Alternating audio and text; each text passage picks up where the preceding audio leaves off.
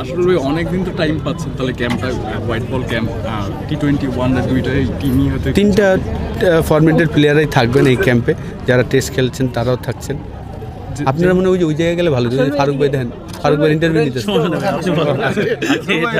যেহেতু আর কি আসলে ভাই কথা বলেন টাইমটা একটু বেশি পাচ্ছেন।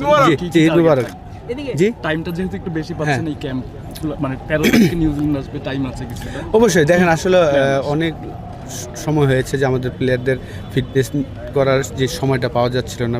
ব্যাক টু ব্যাক একটা না একটা ম্যাচ চলছিল। বিপিএল আপনি খেলেছেন খুব টাইট শিডিউলের মধ্যে, তারপরে অদম্য কাপ খেলা হলো, বিসিএল হলো, তো পাকিস্তান সিরিজও খেললাম আমরা। তো এখন একটা সময় পেয়েছে, তো এইখানে এক সপ্তাহ ফিটনেস নিয়ে কাজ হবে এবং ফিল্ডিং নিয়ে কাজ হবে, তারপর আমরা স্কিল শুরু করব। তো টেস্ট এবং ওয়ানডে সব 2-3 ফরম্যাটের প্লেয়াররাই থাকবেন এই ট্রেনিংটাতে। তো কোচিং স্টাফরাও আমরা সবাই আছি। আসলে সাবেক ক্রিকেটারদের নিয়ে কারা কারা কনফার্ম হয়েছে এবং কাদের কাদের নিয়ে খেলতে যাচ্ছে না, এখনও আমি এটা পুরোপুরি টিমটা আমরা জানি না। আমি আর মাহমুদুল্লাহ ডাইরেক্ট সাইন হয়েছে এটা জানি, আর বাকি টিমটা এখনও জানি না। আসলে ভাই আগামীকালকে তো ন্যাশনাল টিমের ক্যাম্প, আসলে 6 জন আছে পাকিস্তানে জানি, বাকিদের নিয়ে তো সবাইকে পাবেন আশা রাখি। মানে কালকে কীভাবে শুরু হচ্ছে আর কি, স্কিল নাকি টোটাল ফিটনেস দিয়ে শুরু হচ্ছে? না, কালকে আমরা ফিটনেস এবং ফিল্ডিং শুরু হচ্ছে 27 তারিখ থেকে 2 তারিখ পর্যন্ত, তারপরে 3 তারিখ অফ, 4 তারিখ থেকে স্কিল শুরু হবে। আসলে আপনি নিউজিল্যান্ড সিরিজে আপনি যদি সাকিবকে দেখতে পান কতটা খুশি হবেন কোচ হিসেবে? দেখেন, এটা তো প্রসেসের মাধ্যমে, অবশ্যই কে চাবে না যে সে যদি আসতে পারে। আমি অলরেডি হাবিবুল বাশার সুমন ভাই চিফ সিলেক্টর হয়েছেন, ওনার ইন্টারভিউ দেখেছেন। তো অবশ্যই সাকিবও আসলে এইভাবে আসবে না যে আমি আসবো আর ডাইরেক্ট খেলবো, প্রিপারেশন নিয়েই হয়তো বা খেলবেন। কিন্তু অবশ্যই সাকিবের মতন প্লেয়ার যদি টিমে থাকে, যে কোনো কোচের জন্য একটা আলাদা একটা বেনিফিট, কারণ সে দুইটা কাজই করতে পারে। আসলে 5-6 জন ক্রিকেট আসলে পিএসএল ব্যস্ত থাকবেন, এটা একটা পজিটিভ সাইন কিনা সিরিজের আগে, যে ওরা ক্রিকেটের মধ্যে থাকবে? অবশ্যই আপনি ফ্র্যাঞ্চাইজি টুর্নামেন্ট খেলতে গিয়েছেন, যত বেশি এই ধরনের টুর্নামেন্ট খেলতে পারবে আমাদের প্লেয়াররা, তাদের ড্রেসিং রুমটা শেয়ার করছেন, ওই জায়গার হাই কোয়ালিটি খেলা হয়। আমরা দেখেছি যে পিএসএলে কিন্তু 250 রানের খেলা হয়, ওই রানগুলো আবার চেজও হয়। তো এই ধরনের কন্ডিশনে তারা যদি খেলে আসে ভালো করে, আমাদের ক্রিকেটের জন্য ভালো। এই প্রথম আপনি যদি দেখেন যে আমরা এতগুলা প্লেয়ার একটা ফ্র্যাঞ্চাইজি টুর্নামেন্টেতে খেলছেন, এর আগে কখনোই কিন্তু এতগুলো প্লেয়ার সুযোগ পায়নি। তো এটা একটা পজিটিভ দিক আমি মনে করি। আপনি যেটা বললেন যে 6 জনের মতো প্লেয়ার পিএসএলে খেললো, কারণ হয়তো আমাদের T20 সিরিজে নতুন কিছু প্লেয়ার সুযোগ দিব ওদের জায়গায়। তো এইটা আমরা আগে দেখি নাই অত বেশি, যে নতুন প্লেয়ারদের প্রমোট করা যারা রেগুলার প্লেয়ারদের মাধ্যমে। এই জিনিসটাকে আপনি কীভাবে দেখতেছেন? তো আমরা প্রথম দেখতেছি। ডেফিনেটলি আমি বলবো যে লাস্ট 2টা বোর্ডই আমি বলবো যে ফারুক ভাই আসার পরে এবং বুলুল ভাই আসার পরে যা ওনাদের চিন্তা ভাবনাটা একটু ডিফারেন্ট। আগে যে জিনিসটা ছিল যে আমরা জিম্বাবুয়ের সাথে খেলার জন্য মুস্তাফিজকে চেন্নাই থেকে নিয়ে এসেছিলাম, নকআউট ম্যাচ খেলতে দেয়নি।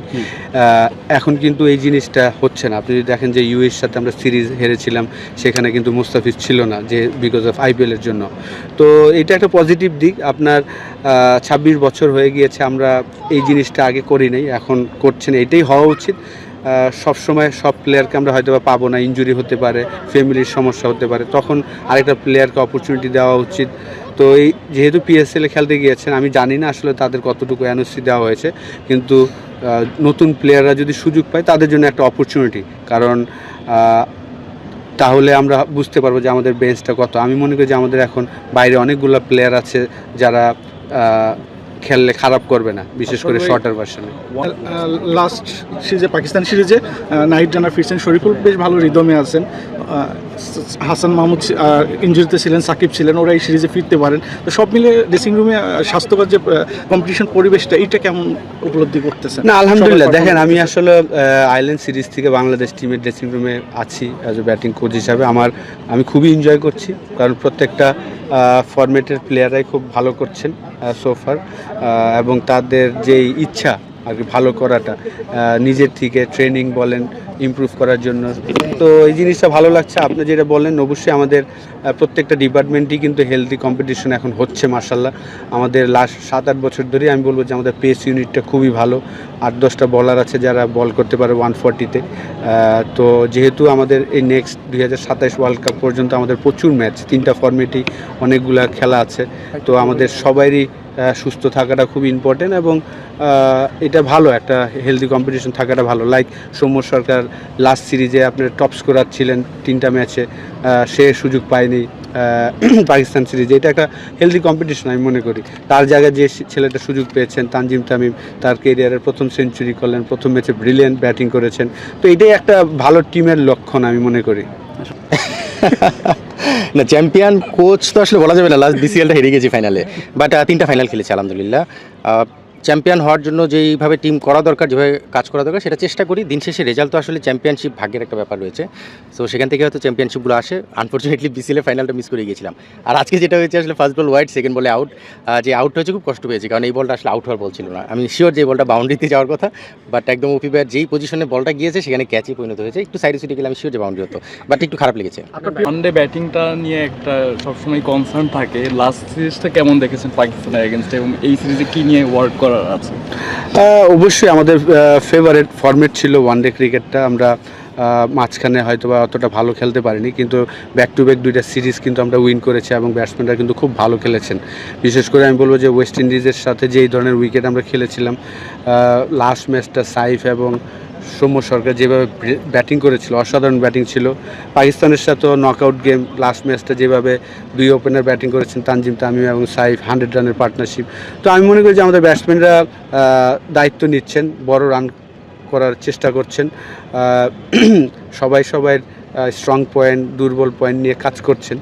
এটা একটা পজিটিভ দিক। যে এত প্লেয়ার, বাংলাদেশে প্রথম এত সংখ্যক প্লেয়ার বিদেশি লিগে খেলতে গেল। বিদেশি লিগে খেলতে যাওয়া মানে অনেক দেশের ক্রিকেটারদের সাথে, অনেক বড় বড় ক্রিকেটারদের, বড় বড় নামের সাথে ড্রেসিং রুম শেয়ার করা, এটা নিশ্চয়ই বেনিফিট হবে বাংলাদেশ ক্রিকেটের জন্য, প্লেয়ারদের জন্য। না, তা তো অবশ্যই, কারণ আমরা যদি দেখি যে আমরা রিসেন্টলি আমার টিমে, রাজশাহী টিমে যেমন কেন উইলিয়ামসন ছিল, বা এখানে জিমি নিশাম ছিল, বা মোহাম্মদ নওয়াজ থেকে শুরু করে বেশ বড় বড় কিছু নাম ছিল। এদের সঙ্গে ড্রেসিং রুম বলতে আমরা অনেক সময় ড্রেসিং রুমের মূল্যটা বুঝতে চাই না। ড্রেসিং রুম বলতে এখানে বোঝানো হচ্ছে ফিল্ডের বাইরেও কিন্তু প্রচুর ডিসকাশন হয়। সেই ডিসকাশনগুলো চ্যাম্পিয়ন প্লেয়াররা কীভাবে চিন্তা করে, আর কেন উইলিয়ামসনের মতো মানুষের সঙ্গে যখন ড্রেসিং রুমে আলোচনা হয়, কথাবার্তা হয়, সেটা বিশাল একটা কনফিডেন্স দেয়। সো আমার মনে হয় যে পিএসএলও স্বাভাবিকভাবে ডিফারেন্ট অনেকগুলো প্লেয়ারের সঙ্গে ড্রেসিং রুম শেয়ার করবে, এবং সেখান থেকে তাদের এনভায়রনমেন্টটা সম্পর্কে খুব ভালো জানবে, কারণ পিএসএলটাও যথেষ্ট ভালো একটা টুর্নামেন্ট আমরা দেখছি রিসেন্ট পাস্টে। সো সেই জায়গা থেকে আমার মনে হয় যে এটা প্লেয়ারদের জন্য খুব ভালো একটা এক্সপিরিয়েন্স হবে। তামিমের জন্য স্পেশালি ফ্র্যাঞ্চাইজি টুর্নামেন্টে ফার্স্ট খেলতে গিয়েছে, বাকিরা আগে পরে খেলেছে, বাট আমার মনে হয় যে প্রতিটা প্লেয়ারের জন্য খুব ভালো একটা এক্সপিরিয়েন্স অপেক্ষা করছে। ছাত্ররা পিএসএল গেছে, কেমন প্রত্যাশা করছেন, কে কেমন করতে পারে? খুবই পজিটিভ চিন্তা করছি। পজিটিভ এই জন্য যে রিসেন্টলি যারা ফর্মে ছিল, Shoriful BPL highest wicket taker হয়েছে, তার যে রিদমটা ছিল, আমি বিশ্বাস যে T20 পিএসএলও সেই কনফিডেন্সটা থাকবে। তামিম চমৎকার খেলেছে, স্পেশালি লাস্ট ফাইনালটা যেভাবে 100 করেছিল, তারপরে তার ধারাবাহিকতা আমরা দেখছি ডিফারেন্ট ফর্মেটে, লাইক ওয়ানডেতেও কিন্তু 100 করছে। সো খুব পজিটিভ চিন্তা করছে, এবং আশা করছি নাহিদ রানার পেস সেখানেও ম্যাটার করবে, যেটা পাকিস্তানে সবসময় করে, এক্সট্রা পেসের যে ব্যাপারটা। আর মোস্তাফিজ অলরেডি প্রুভেন। আর আমি যদি রিশাদের কথা বলি, বিগ ব্যাশটা যথেষ্ট ভালো খেলে এসেছে। সব কিছু মিলে আমার মনে হয় যে এদের জন্য খুব ভালো প্ল্যাটফর্ম। ইমনও বিপিএলটা ভালো খেলেছে। সো এই 6 জন প্লেয়ারের কাছে খুবই পজিটিভ চিন্তা করতে যাচ্ছে, এবং তাদের পাশাপাশি আমার মনে হয় বাংলাদেশ ক্রিকেটের জন্য একটা বার্তা হতে পারে। তাদের এই ভালো খেলাটা আমাদের যে কোনো ফ্র্যাঞ্চাইজি টুর্নামেন্টে বাংলাদেশি প্লেয়ারদের একটা প্ল্যাটফর্ম করে দিতে পারে, নতুন দরজা খুলে দিতে পারে। তো সেই জায়গাতে আমি খুব পজিটিভ চিন্তা করতে যাচ্ছি। রানা সরকার আইদার চ্যাম্পিয়ন হয়, নয়তো ফাইনাল খেলে নেক্সট। বিসিএল আবার সামনে শুরু হতে যাচ্ছে। আপনারা জানেন যে লঙ্গা ভার্সন যে ফর্মেটটা, সেটা আবার সামনে অপেক্ষা করছে। সো আশা করছি যদি বিসিএল আবার সেই কাজ করার সুযোগটা পাই লঙ্গা ভার্সনে, সেখানেও একইভাবে চিন্তা করব যেন ফাইনালটা খেলতে পারি। আর আমি আসলে ফাইনাল খেলার লক্ষ্য নিয়ে সবসময় আগেই, চ্যাম্পিয়নশিপ তো আলটিমেট গোল থাকে। চ্যাম্পিয়নশিপটা আমি সবসময় বলি লাখের একটা ব্যাপার থাকে, বাট নিশ্চিতভাবে যেখানেই খেলি, যেই টুর্নামেন্টেই কাজ করি, যেই টিমের সঙ্গে কাজ করি, চ্যাম্পিয়ন হওয়ার লক্ষ্য নিয়ে আগে। ভাই লাস্ট একটা কোশ্চেন, একটু অফ টপিক। গতকাল একটা মর্মান্তিক ঘটনা ঘটে গেছে বাংলাদেশে। ঈদের থেকে মানুষ যখন বাড়িতে ফিরতেছিল, নিশ্চয় অবগত আছেন। খুবই দুঃখজনক আসলে, এটা ভাষায় বলার মতো না, কারণ ভিডিওটা যখন দেখেছি, মানে এই একটা ঘটনা না, লঞ্চের ঘটনাটা, তারপরে এই ঘটনাটা, ট্রেনের ঘটনাগুলো, এগুলো আসলে ভিডিও দেখার পরে মানে খুব খারাপ লাগে। এটা আসলে বলে বোঝানোর মতো না। তো যারাই আসলে এই ঘটনাগুলো যাদের সঙ্গে ঘটছে, এটা কোনোভাবেই কাঙ্ক্ষিত না। সো আমরা চাইবো যে সবাই যেন সতর্ক থাকি আমাদের জায়গা থেকে, এবং মানে আমরা বলা ছাড়া আর কিছু করার নেই। আমি যদি ইন্ডিভিজুয়াল আমার নিজের সতর্কতা বাড়িয়ে দিই, নিশ্চিতভাবে ইন্ডিভিজুয়াল সবাই যদি এভাবে বাড়ায়, তাহলে হয়তো এই ঘটনাগুলো থেকে আমরা উদ্ধার পেতে পারি। আপনারা যখন চ্যাম্পিয়ন হলো আপনাদের দল পিপিএলে, তখন দেখলাম যে জেমিনি শ্যাম বা ওরা আইফোন করে চিল্লাচ্ছিল। আপনারা তো দেশি প্লেয়ারদেরকে মোটামুটি আইফোন দিয়েছেন, ওদেরটা কি অবস্থা? ওদেরটা আমাদের টিম ওনার বলতে পারবে আসলে।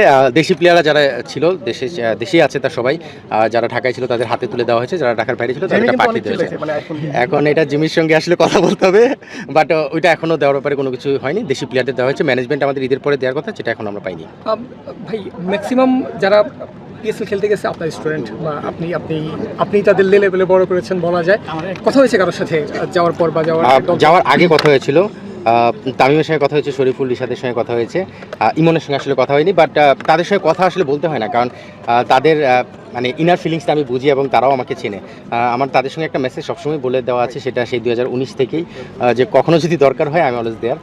সো যদি প্রয়োজন মনে করে তারাও ফোন করে, বা আমার যদি মনে হয় যে কোনো অবজারভেশন দেখার পরে যদি মনে হয় তাদের সঙ্গে শেয়ার করা থাকে, সেটা আমি করি। ঈদের আগে কথা হয়েছে, বাট যাওয়ার পরে এখন পর্যন্ত কোনো কথা হয়নি। সব ধরনের খেলার খবর পেতে সাবস্ক্রাইব করুন, সঙ্গে থাকুন খেলার পাতার।